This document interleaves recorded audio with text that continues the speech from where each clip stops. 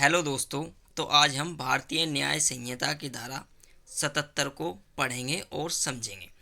तो धारा 77 वोयरिज्म को परिभाषित करती है। वोयरिज्म को हम हिंदी में दृश्यतिकता कहते हैं।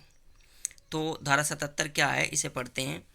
जो कोई किसी निजी कार्य में लगी हुई किसी महिला को उन परिस्थितियों में जिनमें वह प्राय यह प्रत्याशा करती है यानी उम्मीद करती है कि उसे देखा नहीं जा रहा है, एकटक देखता है, या उस कृत्य में यानी कार्य में लिप्त व्यक्ति या उस कृत्य में लिप्त व्यक्ति के कहने पर कोई अन्य व्यक्ति उसका चित्र खींचता है या उस चित्र को प्रसारित करता है यानी नेट वगैरह पे डालता है, तो प्रथम दोष सिद्धि पर वह दोनों में से किसी भांति के कारावास से जिसकी अवधि 1 वर्ष से कम की नहीं होगी किंतु जो 3 वर्ष तक की हो सकेगी दंडित किया जाएगा और जुर्माने का भी दायी होगा।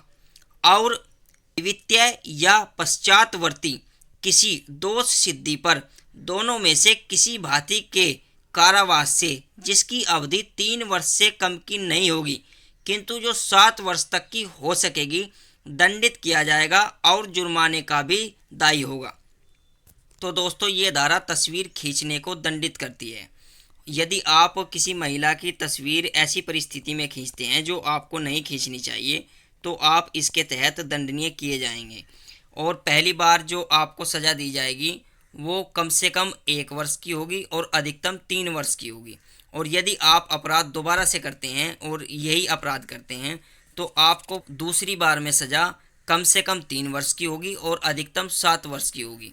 तो आइए इसका एक्सप्लेनेशन भी समझते हैं ताकि ये धारा हमारी और समझ में आ जाए।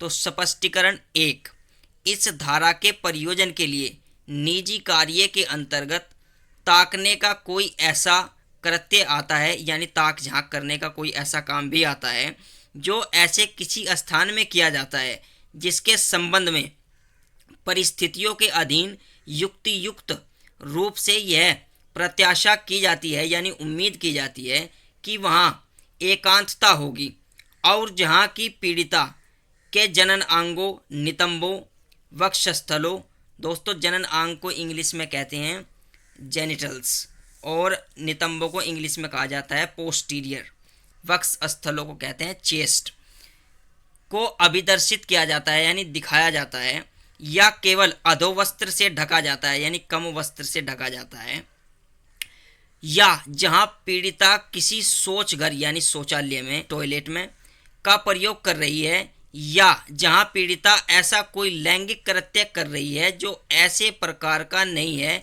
जो साधारणतः सार्वजनिक तौर पर किया जाता है।